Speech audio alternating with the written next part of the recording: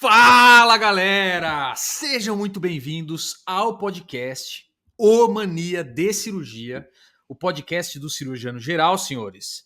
Esse aqui é o seu congresso semanal de cirurgia geral.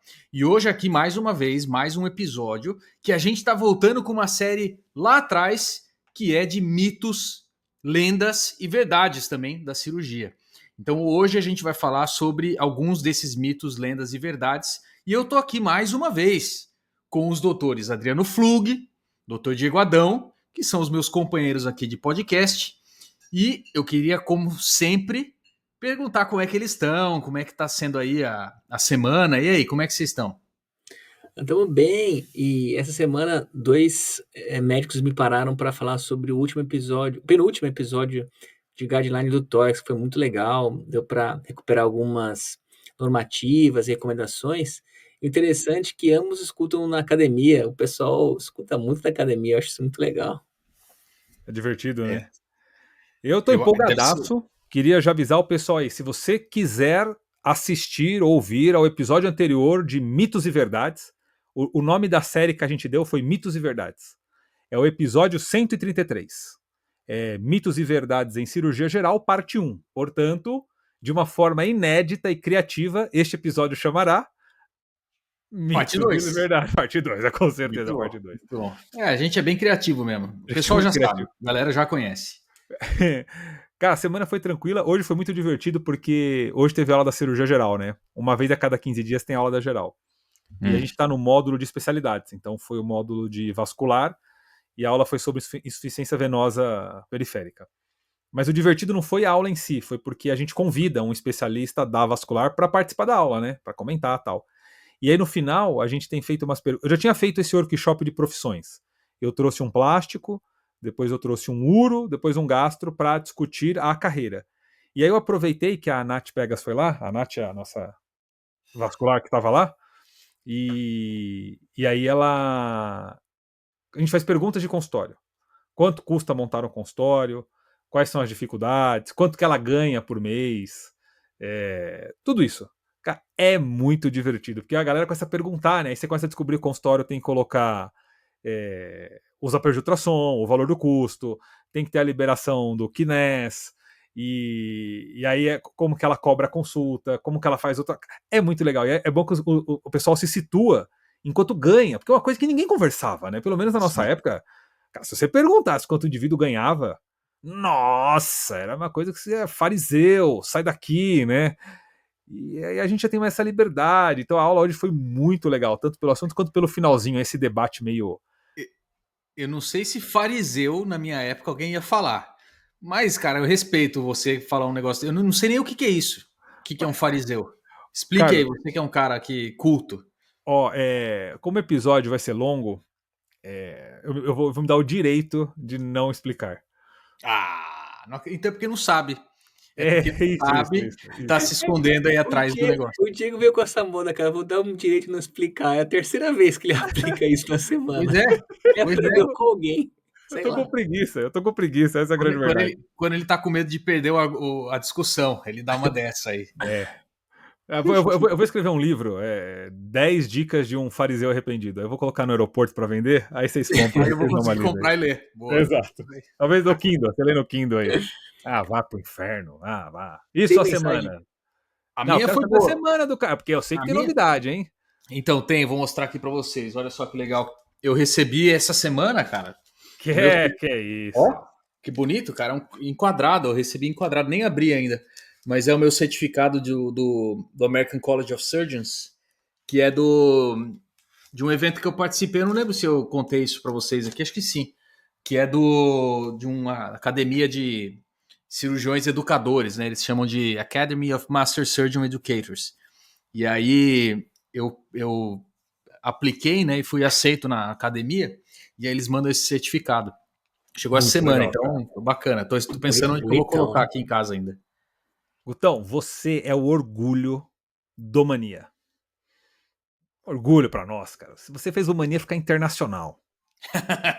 Parabéns. O cara tá na Academia Americana de Cirurgiões Educadores. Que cadeira que você tá ocupando lá? Tem número ou não? Provavelmente a menor de todas, né? Nada, pô. Deve estar na cadeira do Halsted. Que Temos isso? que fazer um episódio em inglês, hein, internacional. Tá na hora. Então.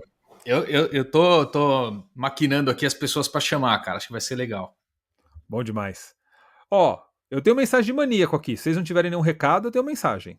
Cara, a mensagem do maníaco, ela tá acima de qualquer recado que a gente dá. É absoluta, né? Uhum. Então eu vou começar com essa daqui. Elas vieram via direct pelo nosso Instagram, @cirurgiando_geral, cirurgiano geral. Não, cirurgiano, geral. Isso. O seu Carlos vai infartar ali. E se você não nos segue, eu não sei o que eu faço, né? Não sei o que eu vou usar minha técnica de novo. Eu não vou falar o que eu vou fazer, pra quem não tô brincando. Mas siga a gente lá. Lá vem a mensagem, ó. Fala, galera! Sou Adilson Pinheiro, cirurgião geral no estado do Pará. Atuo em Belém, em Paragominas, no interior do estado, a 300 quilômetros da capital. Olha só onde o Adilson está. Faço esse trajeto 2 vezes por mês e desde que um colega me apresentou o podcast, vocês são meus companheiros de viagem. Consigo escutar uns 3 episódios por viagem. Caramba! Olha isso, cara. Então, já ouvi todos. Quero parabenizar pelo excelente trabalho que vocês vêm fazendo com atualizações incríveis sobre o mundo da cirurgia. Trabalho extremamente necessário para a gente que vive na correria e às vezes, ou por descuido ou por comodidade mesmo, nos esquecemos de nos atualizarmos. Vocês me tiraram do limbo e me despertaram novamente o prazer de discutir os casos baseado em evidências e não somente de orelhada, porque algum chefe disse que era assim. Parabéns e. Pra quem que ele vai mandar abraço, Guto? Pra mim? Flugue. Pra mim? Não, que bolei a evidência. Não, pra você, que tá na academia de educadores. É pro Flugue. Vai mandar um abraço de azul de metileno pro Flug. É. Mandou lá pro Flug. É sempre assim.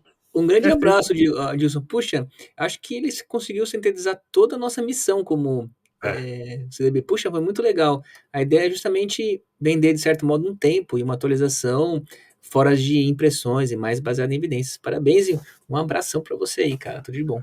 Legal demais, cara. E aí ele complementa a mensagem contando de um caso aqui. Eu não vou entrar em detalhes do caso, porque por causa da questão ética, de sigilo, tudo, né? Mas ele conta que ele queria dividir um caso com a gente, em que, novamente, sobre a colestectomia subtotal, ele fala sobre colestectomia subtotal, em que ele optou e fez uma fenestrada. E aí ele conta, dá uma dica pra gente, ele fala que ele seguiu o protocolo, olha que interessante isso daqui, e deixou o paciente 72 horas com dreno. E não saiu bile, certo? Fenestrada, bonitinha, tirou o dreno. O paciente retornou, sabe quando com o biloma? No 13º pós-operatório. Caramba! 2 semanas depois. Super tardio. E ele compartilha esse caso com a gente aí. Obrigado aí por compartilhar, Adilson. Bom pessoal ficar alerta aí, viu? Eu tô querendo colocar nem dreno no intraop, o cara me achou um biloma com 13 dias. Vou ter que repensar minhas condutas aqui. É isso aí. E a outra mensagem muito legal também, da Bruna Winter. Essa daqui pegou, viu? Flug vai chorar. Flug vai chorar nessa daqui. Ah, não. Flug já chora com eliminação do Big Brother. Ela vai falar de filho aqui, o Flug vai chorar, ó. Bom dia, queridos doutores. Essa aqui não falou fala galera, hein? Bom dia, queridos doutores. Sou médica de atenção primária, com amor à cirurgia, em Novo Hamburgo, Rio Grande do Sul. Gostaria de agradecê-los pelo congresso semanal de cirurgia. E escutá-los traz sempre mais lucidez ao meu raciocínio clínico. Meu esposo, enfermeiro emergencista, me apresentou a Mania nos primórdios, quando nossa filha, de agora 2 anos, era recém-nascida. Somos completamente maníacos. No carro, ouvíamos alucinados os episódios sobre a TLS, enquanto nossa bebê acordava aos gritos do Fala Galera. Você é fogo, hein, Guto? Tô acordando a bebezinha dela, cara. Pô, sacanagem. Agora, grávida da nossa segunda filha, sigo escutando Mania nas indas e vindas ao trabalho e rindo com meu marido quando conversamos sobre os sensacionais episódios. Um grande abraço a vocês e um abraço especial ao meu marido, abração ao seu marido, o Henrique. Henricão, marido da Bruna, grande abraço.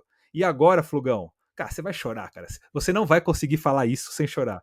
Ela pediu, Flugão, uma bênção de azul de metileno pras filhas dela, cara. Caramba. Tá no Nossa, teu colo, bichão. Se vira pra dar essa bênção pras bebês dela, cara.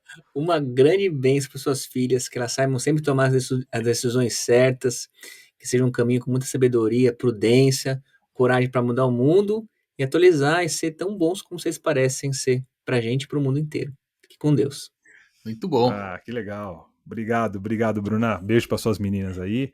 Beijo pro seu maridão. Obrigado por ouvir a gente. Tem mais alguma mensagem maníaco que você selecionou? Separei essas duas aí, eram meio longas e tinha Ih.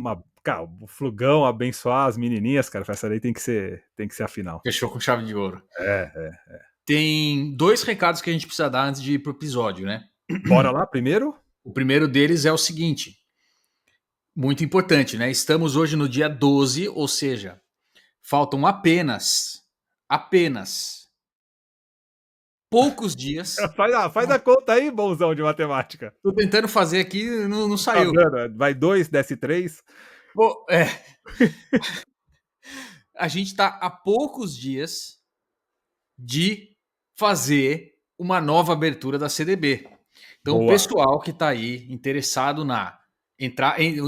em entrar na comunidade do Bisturi, fiquem atentos, porque a gente vai fazer uma live dia 28 de novembro, repito, dia 28 de novembro, uma live para abertura de vagas. O pessoal que acompanha a gente já sabe que a gente não abre tanta vaga em novembro. É uma pequena abertura de vagas para a gente poder incluir um pouco mais de gente que às vezes está esperando na fila para entrar.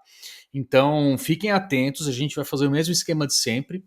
É uma pena que, como a gente abre pouca vaga, elas acabam muito rápido. Então, se você está interessado, tenta deixar o seu dia, a sua tarde e noite ali para live, etc., meio livre no dia 28. Lembrem-se que o dia 28 é justamente a Black Friday, por isso que a gente resolveu fazer nessa sexta-feira aqui. De quem foi essa ideia? Deve ter sido sua, eu chutaria que é sua. Claro que não, foi sua. Minha? É, lógico. Nem lembrava. É. Mas nós vamos fazer isso na sexta-feira, o que não é habitual, mas é porque é Black Friday, por isso que vai ser na sexta. Vai ser divertido, né? Vai ser divertido. Sempre é, né? A gente sempre se diverte fazendo. Então, pessoal, só fiquem atentos aí. Dia 28 de novembro, a gente vai fazer a live para fazer a abertura de novas vagas da comunidade do Bisturi. E, além de, infelizmente, são poucas vagas, como você falou, mas nós conseguimos convencer o Carlos, que é quem controla a tesouraria, os descontos aqui, a dar o maior desconto que a CDB já deu. Nunca teve tanto desconto. Porque a Black Friday ele se convenceu que na Black Friday ele vai liberar lá os descontos, os cupons, porque ele fica guardando o cupom, né? Mas ele falou que dessa vez ele vai liberar. E tem mais um recado importante pra galera. Esse aí é o Flugão, recado, né? É do Flugão esse, não é? A Flugão quer fazer? Pode fazer, Flugão. Ele nem sabe o que ele nem sabe o que eu vou Tá falar. perdido, olha lá. Tá... Na verdade, esse é um recado que a gente vai dar agora, que é sobre o nosso patrocinador desse episódio aqui, e o Flugão que coordena a vinheta. Flugão, solta a vinheta aí do patrocinador.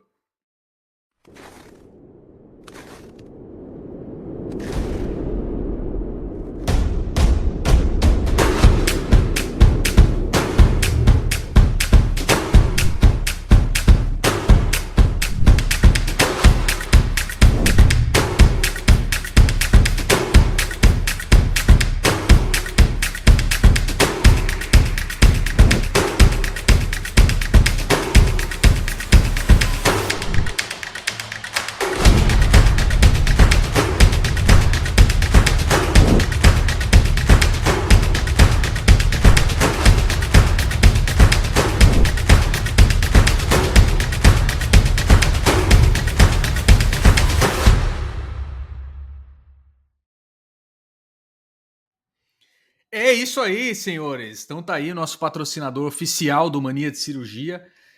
Agora o negócio é mergulhar de cabeça nos mitos e verdades, lendas, superstições, filosofias, crendices cirúrgicas, xamanismos, feitiçaria, que a gente vai fazer aqui nesse episódio. A gente vai falar sobre tudo isso. A gente tem uma lista, só para o pessoal saber, né? Porque a gente está sem contar o que a gente vai falar aqui nesse episódio. Mas a gente tem uma lista de mais ou menos umas 30 que a gente foi juntando aqui E hoje a gente selecionou algumas para falar. Eu acho que vão ser umas 4. Diego e Flug acho que vão ser Bolão. 5, Eu acho que vão né? dar tempo de 5. Eu faço bolão de Então, 5. então vamos começar para dar tempo de fazer 5 aqui. Seguindo a nossa lista aqui, que inclusive os senhores participaram da confecção dessa lista, a gente tem o primeiro assunto, o primeiro tópico aqui, que eu já vou lançar para vocês qual que é. Que é Brevemente, foi uma Oi? coisa, um comentário muito breve, né? A gente falou assim, vamos gravar o episódio? Vamos, tal. Aí o Flugão, ele pegou os mitos que a gente tinha discutido no episódio anterior, né? Pra gente não repetir, claro. Aí eu falei assim, vamos criar mitos agora? Quais são os mitos que a gente faz no dia a dia pra gente poder levar lá e debater, né?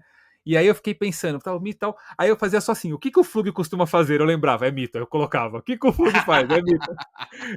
Cara, sem brincadeira, essa lista aí eu acho que eu contribuí com 5, 6 itens. Eu só pensei coisas que o Flugão, o xamã da CDB, o xamã do Mania, o Guru Mor, faz e faz com propriedade, né? Faz com naturalidade, né? Sim, Parece, sim. parece um artilheiro com a bola na área, né? O cara faz gol de escanteio, né? Faz. E justifica tal. Então vocês vão se divertir demais nesse Hoje vai episódio. ser bom. É. Então, beleza. O primeiro assunto que a gente tem aqui é a famosa invaginação do coto apendicular. E eu já Um vou fazer clássico. um breve adendo aqui, porque está escrito na nossa lista drenagem barra invaginação do coto apendicular. Então acho que dá para incluir as duas coisas, né? É, Quem quer contextualizar aí para a galera entender o que a gente está falando? posso contextualizar. Manda. Esse é um tema que a gente já trouxe nos episódios de apendicite. Nós já trouxemos. Nós já discutimos isso daí na CDB. Eu com os residentes, toda vez que a gente tem um apêndice, eu pego o Jerusalém, a gente debate. Que é, tradicionalmente, pelo menos a gente aprende isso quando está na parte de clínica cirúrgica, pelo menos os mais velhos, né, aprendiam o quê? Que na hora de você ligar o coto do apêndice, existe um medo dele fistulizar, de ter uma deiscência do coto. Aquele biquinho lá para fora. Além disso, aquele biquinho para fora do coto ligado tem exposição de mucosa e de bactéria. Se não der a deiscência, talvez forme um abscesso. Então, por uma lógica anatômica, se invagina esse coto. E eu aprendi a invaginar de um jeito que é uma técnica que foi desenvolvida provavelmente no Circo de Soleil. Era assim, dá o primeiro ponto, põe um Alice. Prolene, né? Prolene. Marca com Alice. Um Alice às 6 horas, assim, mais ou menos. Passa o segundo, vai um Alice lá para as 10 horas. Aí passa o terceiro, aí você abre assim uma flor de Alice, né? Bom, juntou os dois fiozinhos. Aí você segura os dois fiozinhos com sua mão direita, e aí alguém vai enfiar aquelas argolas de fio que estavam nos Alice nos seus dedos. Nos seus 4 dedos da mão esquerda. Aí você vai ficar com os 4 dedos segurando o fio assim, e os outros com a direita. Aí você começa a puxar. Você não pode soltar de forma aleatória dos dedos. Primeiro tem que soltar o dedo mínimo, aí depois o dedo médio. Cara, é quase tocar uma harpa o negócio. O negócio é bonito, é harmônico, é um violino. E aí, pronto, invaginou o coto bonitinho. E se não invaginasse bem, você dava um ponto em X ainda em cima, né? Pra ficar bem invaginado. E já que o medo havia de abscessos, o que eu faço? Coloco um dreno ali pra vigiar e direcionar qualquer deiscência, qualquer abscesso para fora, e eu acabei de prevenir com 100% de segurança deiscências e abscessos de coto. Esse é o contexto.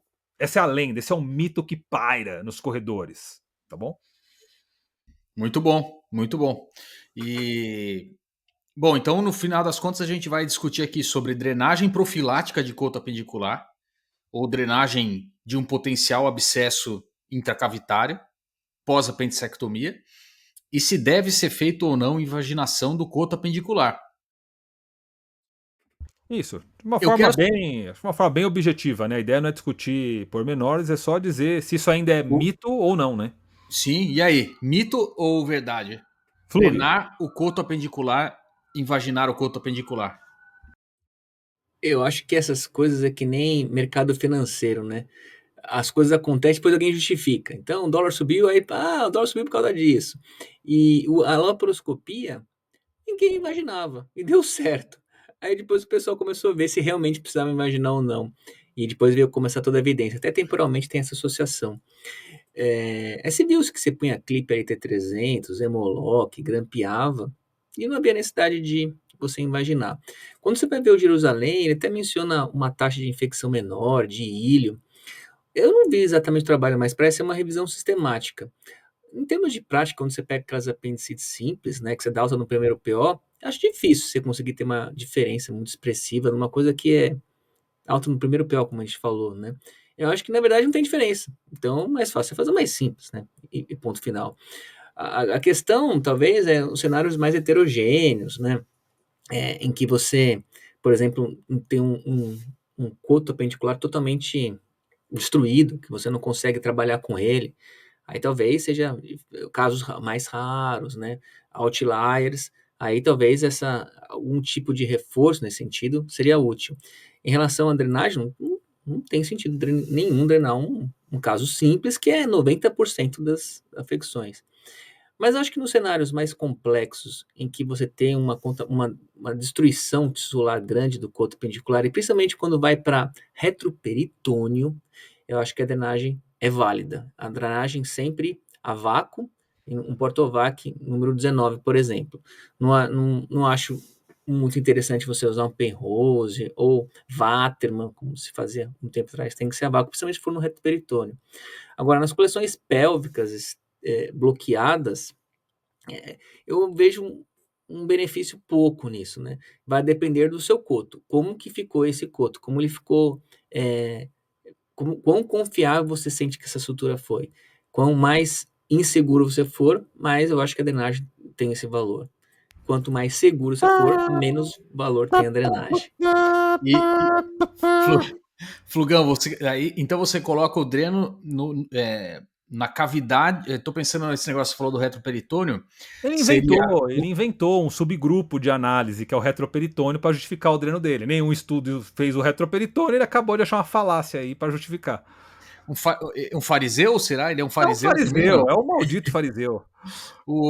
Não, eu tô pensando assim, você tá falando de uma situação, Flugão, que é, por exemplo, uma apendicite complicada, que tem, vamos supor, que tem um trajeto retroperitoneal, ele perfurou, bloqueou ali, tem um abscesso junto. Aí você operou o apêndice, desbloqueou isso, abriu o retroperitônio, fez a apendicectomia. E aí quando você coloca o dreno, você coloca o dreno no retroperitônio, então, é isso? Exatamente. A teoria seria sobre as pressões que são diferentes no retroperitônio, são diferentes, por isso que o dreno tem que ser a vácuo. Esse é um detalhe importante. Ô, Guto, eu não acredito que você tá dando corda pra isso não, cara. Eu tô querendo ver o racional, né? Mas o é que tem racional flugiano, o meu mundo de flug. É que tem muitos cirurgiões que drenam por existir um abscesso. Ah, não, aqui tinha uma loja, então eu vou deixar um dreno. Eu acho que isso não tem muito sentido. Eu dreno pela insegurança do coto. Isso eu acho que faz mais sentido, como se fosse uma anastomose, né? Bom, eu não invagino ninguém, não dreno ninguém. Pode ter destruído o retroperitônio. Pode ter uma hecatombe, uma bomba nuclear no retroperitônio. Não dreno. E o que vocês fazem quando tem esse negócio? Porque, assim, uma coisa que eu acho que é bem frequente, inclusive, é aquela situação que tem uma apendicite, e aí, assim, não vou nem... Vamos combinar que apendicite não complicada, não tem dreno, não tem vaginação de coto, ponto final. Eu acho que isso, pelo menos é o que a maioria dos estudos versa sobre, olha só que bonito, hein? Versa sobre, apendicites as mais comuns, que são as não complicadas, que o pessoal opera. Mas no Jerusalém, a recomendação é não drenar a complicada. Ele não tá falando do caso simples, ele manda não drenar a complicada. Sim, sim. Eu tô pensando, de novo, naquele geralzão, porque eu acho que o que o Flug tá querendo dizer é o seguinte, tem a apendicite complicada, que ela é intraperitoneal, perfurou ali, tem um abscesso pequeno, é uma apendicite complicada. Tem a outra apendicite, que é uma perfuração na base, que destruiu a base apendicular, que está no reto peritônio, sabe? É uma coisa, um tipo, entre aspas, diferente. É uma complicada, mas talvez seja uma complicada mais complicada do que uma outra mais habitual, vamos dizer assim, né? Mas eu estou tentando interpretar essas situações que fogem um pouco do habitual. Porque, por exemplo, como é que vocês tratam um apêndice complicado com perfuração na base? A base do apêndice, onde junta com o seco, está destruído.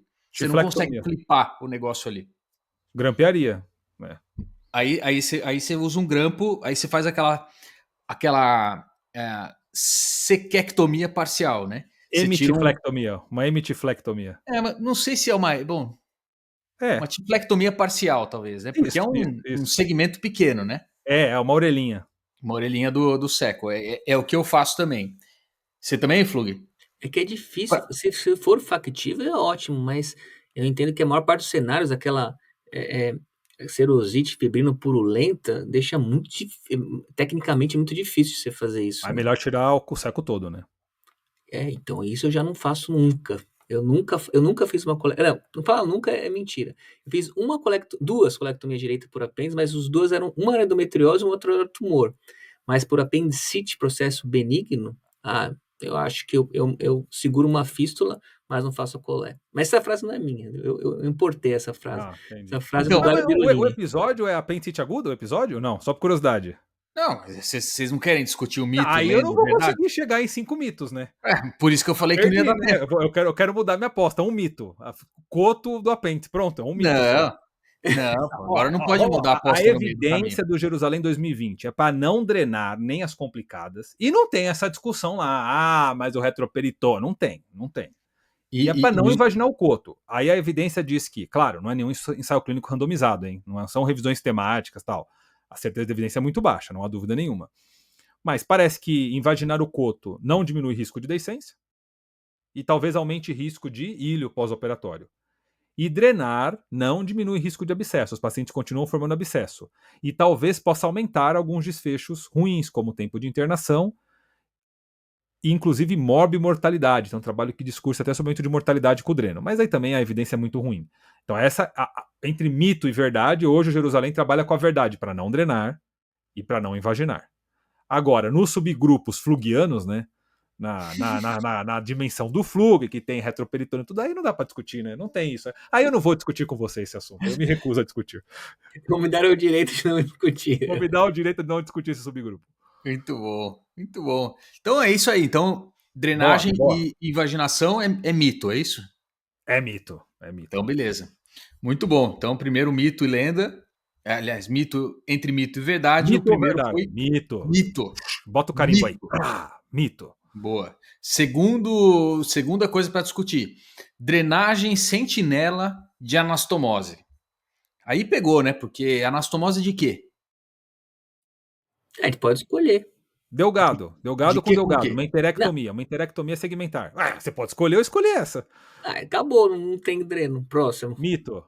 Cólon Mito. direito. Delgado com cólon direito. Tipo uma ilho transverso ou uma ilho Ilho tiflé. ascendente, ilho transverso. É mito. Mas já viu que ele fez um Deu uma levantada. Muito bom, cara. mito. Muito bom. Cólon. Vamos fazer. Eu não quero chegar lá embaixo ainda. Cólon direito com colo esquerdo. Tirou o transverso. Puta, Errado, essa é uma né? cirurgia que eu não faço nunca porque eu tenho medo pra caramba. Essa porcaria sempre abre, cara. Eu sempre vou pra um lado ou vou pro outro. Eu sempre Tá bom, estendo. então cólon transverso com reto alto. Reto alto já tá mais próximo do mito, né? E cólon transverso com reto baixo. Dreno. Eu dreno Dreno. sempre. Drena, né? Também, essa é uma ideia. O problema é que quando você vai estudar essas coisas de drenagem, é muito difícil. O próprio Cochrane, quando faz a revisão sobre isso, o desfecho do trabalho dele O Cochrane fez uma revisão? é uma figura de linguagem. Ah, tá. Uma Quando- metonímia, né? A instituição pelo autor, né? Isso mesmo. Metonímia parte pelo todo, né? Tem vários dessas, né? O autor pela obra. E a Cochrane ele põe como desfecho primário a incidência de deiscência. A proposta do dreno não é saber se vai ter mais ou menos deiscência, é detectar mais rápido ou não. Então, muitos trabalhos eles confundem isso, vários autores confundem e é meio frustrante. Tem um trabalho interessante chamado COMPAS, é um estudo prospectivo, não é randomizado, né? Que compara na cirurgia coloretal os diferentes desfechos com drenagem ou não. No final, esse trabalho grandão, ele mostra que não dá para falar nada. É isso, né? Que o dreno não vai ter mais fístula, não vai detectar mais cedo ou não. Ele faz até um PSM para tentar tirar alguns vieses, mas acaba não tendo um intervalo de confiança suficiente para nada. É o melhor trabalho dentre os possíveis trabalhos para você avaliar o benefício ou não de uma drenagem em cirurgia coloretal. Quando você vai falar com especialistas, né, eles quase todos drenam a anastomosi coloretal baixa, principalmente quando tiver algum fator a mais envolvido, tipo radioterapia prévia, né? Eles podem ponderar com paciente idoso, cenário de urgência desnutrido, ou albumina baixa, IMC, taxa 5, 10% de peso perdido, ou alguma condição local em que, sei lá, o tecido estava mais espessado, ele teve alguma insegurança técnica para fazer. Então, ele vai pontuando entre o paciente, condição técnica, situação oncológica, quão agressiva é, metástase ou não, para justificar essa drenagem. Mas colo retal baixo quase todo mundo drena. Aí, o próximo tópico, não sei se a gente vai querer discutir, é quando valeria a pena fazer a ileostomia em alça nesse paciente, por exemplo. Não. Isso não é mito, não. Muito Então, no bom. fundo, né, se drena, o dreno ele é mito quando a taxa de fístula é baixa. E o dreno ele é verdade quando a taxa de fístula de deiscência é mais alta, né? Acho que no final acaba sendo isso, né? Pela prevalência, pela incidência, né? Pela incidência de deiscências. Então, delgado, tal. E a outra variável é o local, né? Peritônio livre ou pelve, extraperitônio. Como o Flugão falou, a dinâmica dos fluidos e pressões. A hora que você junta essas duas informações, coincide que o lugar de maior deiscência é o local de dinâmica de fluidos não segmentar, que é só a pelve, que é exclusiva de lá. Então, delgado não drena, porque é intraperitoneal e porque a taxa de fístula é baixa. Todo o colo intraperitoneal não drena, porque além da taxa de fístula ser menor que 15%, geralmente, também é intraperitoneal. O dreno não fica parado, a alça não fica parada, os músculos não ficam parados. Agora, o retroperitônio pelve, né, o extraperitônio da pelve, a taxa é alta, maior que 15%. Geralmente, nesses subgrupos que o Flugão falou aí, bate 30% em alguns casos, né? E o líquido escorre e fica parado. Então a chance dele sair pelo dreno é maior. Então acho que é isso, né? Sim. Um detalhe muito importante, até para quebrar alguns argumentos de alguns trabalhos. Preferencialmente o dreno é a vácuo e é um calibre 19, não é muito grosso, porque quando você põe drenos cabeleira, drenos Waterman com 2 penroses, por exemplo, o orifício começa a ficar muito largo. Aí você vai talvez ter uma complicação relacionada ao dreno, né? Como eviscerações que algumas vezes a gente viu na CDB. Não, aí tem Sim. que ser um dreno certo, também não pode drenar o dreno errado. Boa. Muito bom. Deixa eu fazer uma pergunta. Tem gente que drena, por exemplo, B2 ou Y de Ru. Acho que não deve. Não? Não. Gastroentero? Não. Esôfago jejuno, aí acho que quase todo mundo Talvez, drena. né? Lá em cima e lá embaixo, talvez, porque você está saindo do peritônio e a taxa de fístula aumenta. Mas a meiuca ali, né, do estômago até o sigmoide, não precisa pôr dreno nenhum. Não? Mito. Pancreato Biliar, todo mundo jejunal. drena. Hoje, na gastro, teve uma reunião sobre care. Né? Qual a evidência do dreno de care? E o artigo chamava Is the end of the care is coming? Né? Era a pergunta se a morte do dreno de care está chegando. Cara, porque não tem nenhuma evidência que mostra benefício de colocar o care, cara. É impressionante. E muito pelo contrário, né? Quando existe algum desfecho, é de complicação relacionada ao care. Né? Então Não digo não dreno biliar, digo dreno sentinela da biliodigestivo, por exemplo. Entendi. Mas ali tá naquela loja retrehepática, né? Tá escondido pelo fígado, né? Talvez ali, embora seja peritônio, tem uma dinâmica de fluidos bem organizadinha, né? E a mesma coisa para pancreato jejunal, vocês acham? Acho que sim. Tipo o Whipple, faz um Whipple. Fala, Flugão.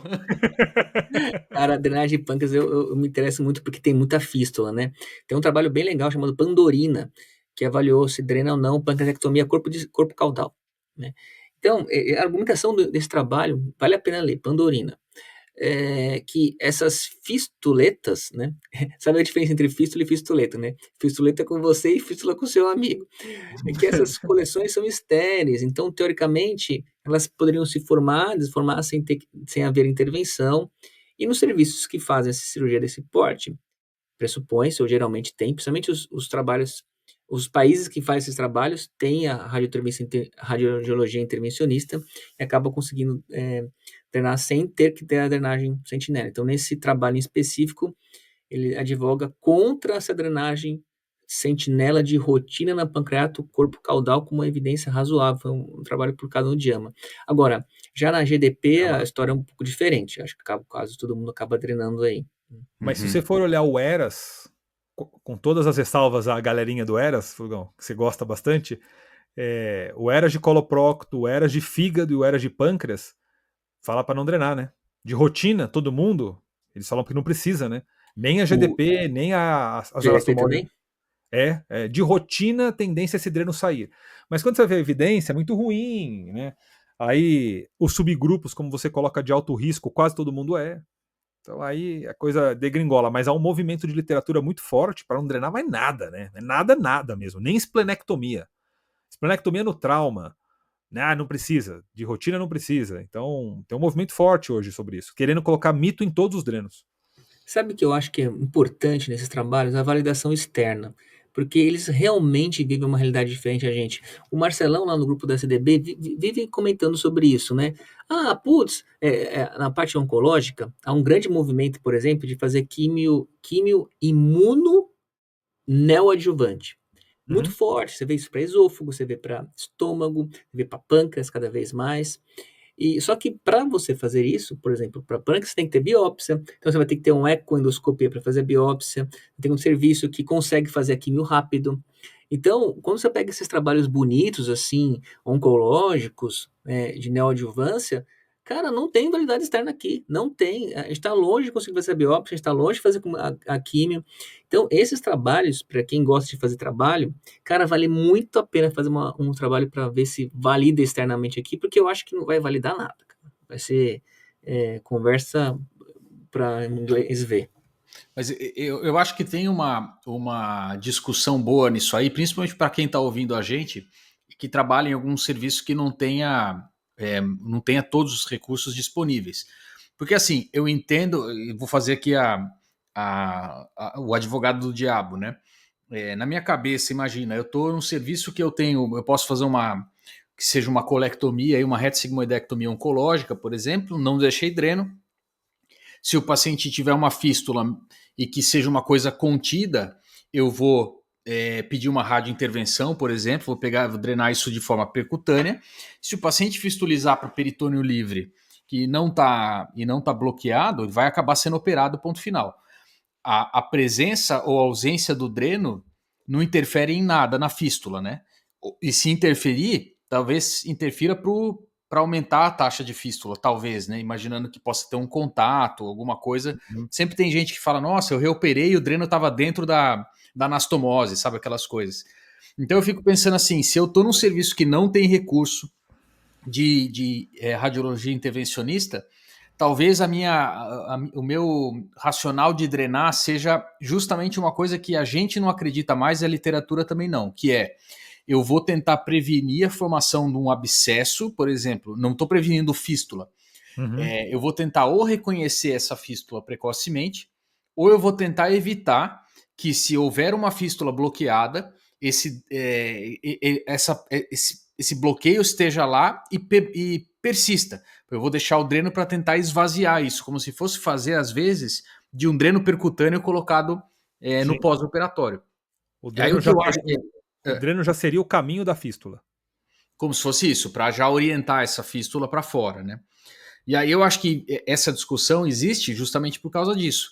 Se você tem um serviço que tem uma radiologia intervencionista rápida para fazer, eu ficaria mais tranquilo. Se eu não tiver, será que eu fico menos tranquilo? O que eu acho, e assim, o que eu vejo de literatura e que eu discuto é que quando você coloca esse dreno, se fistulizar, não significa que vai sair pelo dreno, né? Então por isso que tem essa discussão o dreno não te ajuda a fazer o diagnóstico mais precoce e muitas vezes pode te prejudicar na hora de você tomar uma conduta, porque às vezes o paciente fistulizou, não está saindo nada pelo dreno, está saindo seroso, às vezes você fala, bom, não está saindo nada pelo dreno, não é fístula, deve ser uma pneumonia, ou deve ser outra coisa, né? Então, isso é um cuidado que tem que ser tomado. Para as pessoas que têm que pensam nesse negócio da drenagem, isso é um cuidado que tem que ser tomado, porque o fariseu que falou que a drenagem detecta precocemente a fístula, isso não procede. E a segunda coisa o seu dreno não vai fazer com que a coleção se forme exatamente onde o dreno está. Isso não acontece. Então, na maioria das vezes, os órgãos intraabdominais vão se acomodar de uma forma ali em volta do dreno e vão bloquear esse dreno, porque é um corpo estranho, e o abscesso que vai se formar não vai se formar onde está bloqueado, ele vai se formar em outro lugar. Sim. Então, de novo, você também não está colocando um dreno e evitando a formação de um abscesso, por exemplo. Então, acho que são essas duas coisas importantes. Ou seja, independente se o seu serviço tem a radiologia intervencionista ou não, colocar o dreno não vai te ajudar nisso. Você vai ter que ter talvez um limiar mais baixo para você tentar, às vezes, retomografar esses pacientes ou fazer algum exame de imagem para detectar uma coleção. E se você não tem acesso a um procedimento percutâneo, dependendo do caso, você vai ter que reoperar e drenar aquele abscesso e fazer alguma coisa. A questão é que o dreno não ajuda nisso, né? Esse que é o problema. Exato. E só um comentário muito breve, a falta de recurso não é um argumento suficiente para você não seguir a literatura. Você tem que tomar cuidado. É claro que não ter algumas coisas te impede de ficar atualizado, mas não pode ser motivo de preguiça ou motivo de acomodação. Preguiça não, de acomodação. Não tenho mesmo as coisas, vou continuar fazendo como eu faço. Não, há muitas coisas novas que podem ser incorporadas, que vão trazer benefícios para os pacientes e economias para o serviço, que não demandam de grandes tecnologias, né? Então, que também não seja um motivo de acomodação e não atualização, um recurso, um lugar mais simples. Não, dá para fazer muita coisa atualizada, né? Muita coisa atualizada. Eu entendi o que você diz, eu concordo, mas eu preciso fazer um contraponto para não haver má interpretação. Por exemplo, se o tratamento melhor para anel de esôfago é quimio imuno neoadjuvante e E você não não consegue tem, a biópsia, óbvio, você não vai operar, fazer. Lógico. né? Então, pelo amor de Deus, você não vai prejudicar os pacientes, porque às vezes eu vejo isso, principalmente em algumas cirurgias de trauma, que tem uma demanda vascular, fica nessa coisa de ficar esperando o cross e o paciente acaba perdendo membro por causa disso. Isso é muito comum na regulação, nessa coisa de querer fazer o melhor, acaba tendo o pior.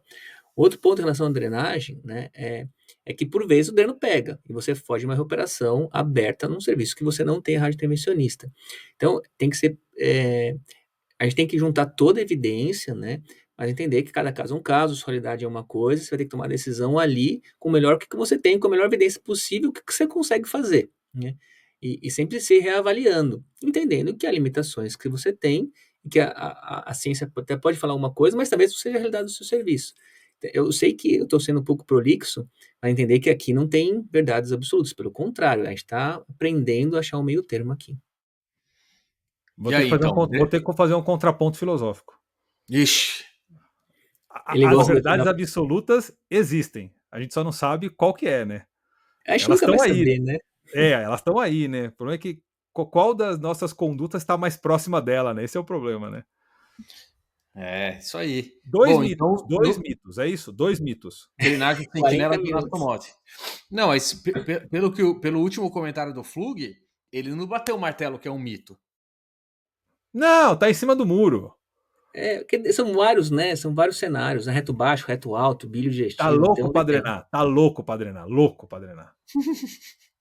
Mas aí, mito ou verdade? Então a gente vai ter que falar que, de um ponto de vista rotineiro, genérico, para a grande maioria dos casos, é um mito, é isso? Isso. E para alguns casos selecionados, que talvez a gente não tenha tanta evidência e tanto trabalho falando sobre isso, a gente precisa drenar. E aqueles outros casos que a gente estava falando. Isso. Reto baixo, bilho digestiva ali perto do fígado, a GDP, que talvez, tem o ERAS, mas não sei o que, né?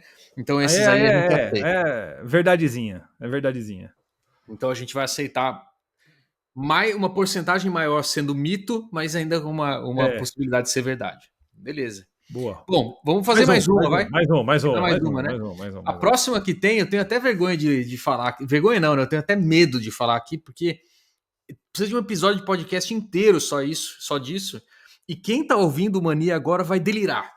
Vai ficar completamente maluco, que nem a gente tá. Porque a gente vai falar agora de azul de metileno. Será que esse negócio é mito ou verdade? Não! Azul de metileno em cirurgia. Vou deixar para vocês aí. Vocês que se matem agora. Não quero saber mais. Vou até desconectar aqui do episódio. Vou fazer um comentário rápido e vou jogar pro Flug. Sabe por que ainda o azul existe? Sabe por quê? Porque é barato. Porque a cor é legal. Se fosse uma laranja de metileno, se fosse um amarelo de metileno, eu duvido que usariam. Duvido. É só porque todo mundo gosta de ver pintado, manchando. Aí de repente surge um azulão. Ah, se o soro fica azul tal. Se fosse o transparente de metileno, ninguém ia usar essa porcaria. E é o soro da imunidade, né? Você pode. Se tiver cor, vira um soro, Nossa senhora. para comercialização, né? Cara, azul é animal. É ferrado esse esquema aí. Fala aí, Barato, Fubão. disponível, você pode fazer em diversos cenários, dá confiança.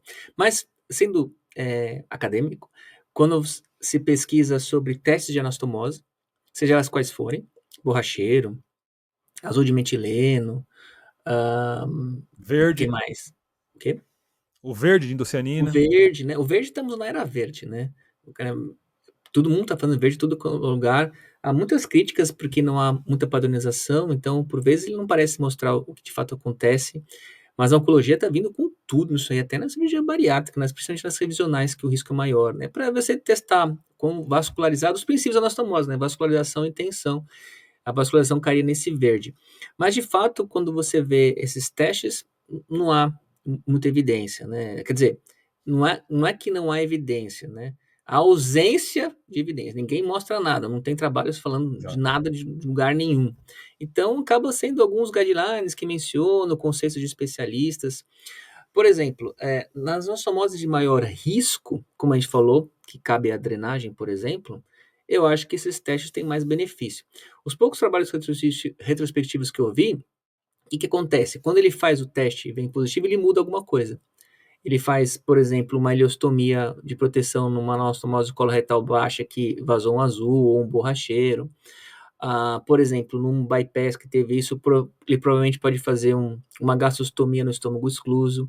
Então, o que os trabalhos mostram é que quando esses testes acusam alguma coisa, a conduta cirúrgica muda.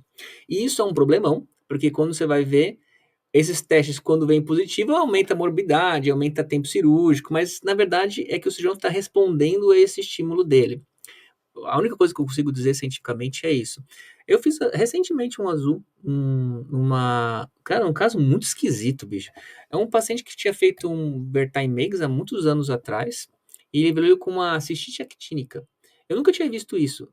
Parece uma necrose vascular do tecido, sabe?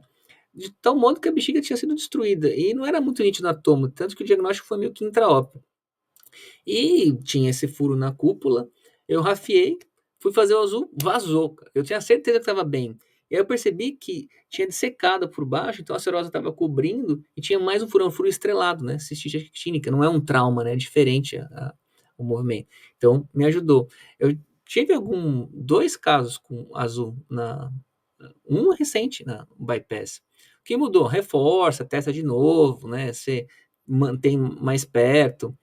E em lesões esofágicas, em ferimento de arma branca, apesar de comentarem que o azul tinge todo o tecido, você perde, não, se o azul vem positivo, você vai lá e lava, rápido, quando é rápido, não fica tingido, né, mas você deixa esse tecido vai impregnando, né. Então eu vejo uma coisa que, em termos de recomendação, para ser mais técnico, não vejo fazer malefício, então nesse sentido, que eu não vejo quase nenhum malefício no azul, que é um teste que você faz, sei lá, em 20 segundos, acho que a recomendação acaba. Que usa máscara, né? A recomendação acaba sendo interessante, seja azul ou borracheiro e por aí vai. Essa é a impressão que eu tenho. Boa. Muito bom. E você, Diegão? Eu não gosto, cara. Não gosto. Peraí. Isso aqui não é. Não, vou desenvolver. Tá. Vou Entendi. desenvolver. Eu ia falar, isso aqui não é questão de gosto, né? Não, mas não, como não tem a evidência, eu tenho um pouquinho de direito de ter um gosto, né? Vai acabar que é o meu gosto, né? Eu penso assim, vários casos, eu sei de bariátricas, estômagos, tal, fizeram o teste do azul, não vazou e teve a deiscência. Então, o fato de não vazar não é uma garantia de deiscência. E quando vaza, eu me pergunto, vazou porque estava mal fechado ou vazou porque a pressão gerada pelo azul, pelo borracheiro, foi de um volume, de uma pressão que nada fisiológico reproduz aquilo e não tem como uma sutura impedir de vazar. Por exemplo, imagine uma diverticulite aguda que acabou de furar um divertículo. Tem um furinho ali, certo? Cara, vaza um pouquinho de gás, bloqueia. Quantas são as diverticulites agudas por microperfurações que vazam gás, tem pneumoperitônio e alguém opera? Não opera, bloqueia e resolve.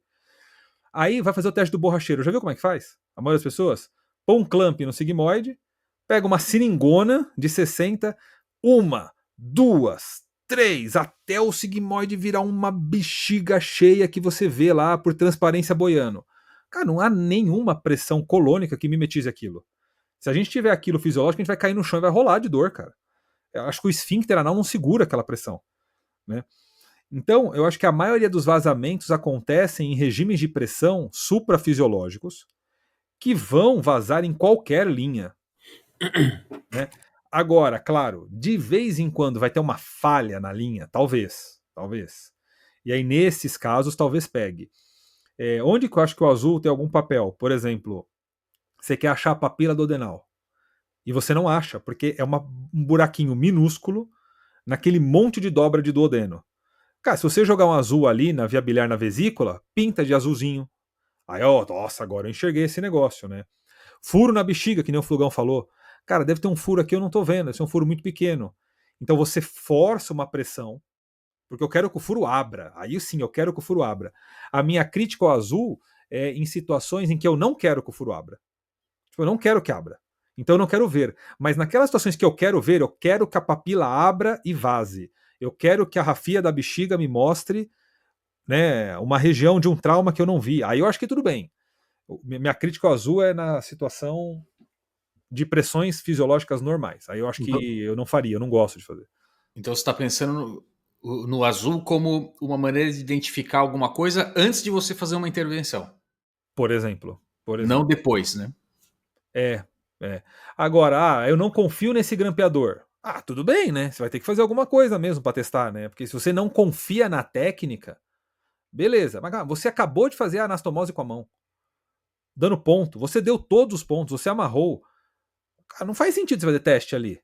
Não vai vazar. Né? E se vazar é porque fez pressão. Agora, bati uma carga de grampeador, eu não confio nessa empresa. Sei lá, porque eu já ouvi falar que. Tudo bem. Aí eu acho que é ok, porque você está pressupondo que tem um furo ali. E eu quero que o furo apareça. Beleza, faça, azul, borracheiro, o que você quiser, entendeu? Agora, as anastomoses manuais, eu acho que não deve fazer, porque você abre o buraco mesmo. Né? Portanto, para mim, azul é mito. Muito bom. De uma forma então, genérica, né? Mas o Flug deu uns exemplos aí que eu tenho que aceitar que o azul tem seu papel. Né? Fazer o quê? Eu ia falar isso. Então, tem uma parte que é mito e tem uma parte que o Flug ganhou aqui, que ganhou, né? O que eu posso fazer? Esse a favor do azul de metileno. Fazer o quê? Se tivesse um intensivista aqui, ele ia falar que no choque refratário, ia pôr o azul também. Aí ia ter que aceitar, porque tem uma evidência malemar aí que funciona. É isso aí, senhores. Olha só, quase 1 hora de episódio falando sobre mitos e verdades da cirurgia geral. Nem eu, nem o Dr. Diego Adão ganhamos a aposta, porque ele falou que ia ser um C5, eu achei que ia um C4. No final foram só 3, senhores. 3 mitos e verdades da cirurgia geral. O que é bom, porque quer dizer que a gente vai fazer mais episódios sobre isso. Então, se você gostou desse episódio de mitos e verdades, a gente quer que você faça 2 coisas. A primeira, tem que ser, porque a gente faz tempo que não fala de uma coisa que é muito importante, que é você clicar e dar as 5 estrelinhas pra gente do nosso podcast. Então vai lá, clica nas 5 estrelinhas para falar que você curtiu. E mais, deixa um comentário aqui no episódio. Talvez, isso não foi nem combinado, como 99% do episódio. Mas o que eu acho que o pessoal podia fazer nos comentários é lança uma sugestão aí pra gente de o que pode ser um mito pra gente discutir. Mito e verdade. Alguma coisa aí no seu serviço que sempre gera dúvida, que acontece alguma discussão, lança aqui pra gente. A gente vai pegar essa sua sugestão, vamos detonar, de procurar as evidências, descobrir o que tem aí já publicado para a gente poder discutir. E a gente vai trazer aqui no nosso episódio do Mania de Cirurgia a sua sugestão de mito e verdade. Pode ser? Pode. Muito bom, Boa senhores. ideia, Até, gostei. até porque se não puder, eu não vou editar essa parte do podcast, não. Então vai pro ar isso daí. Vai ter que ser. É isso aí, muito bom.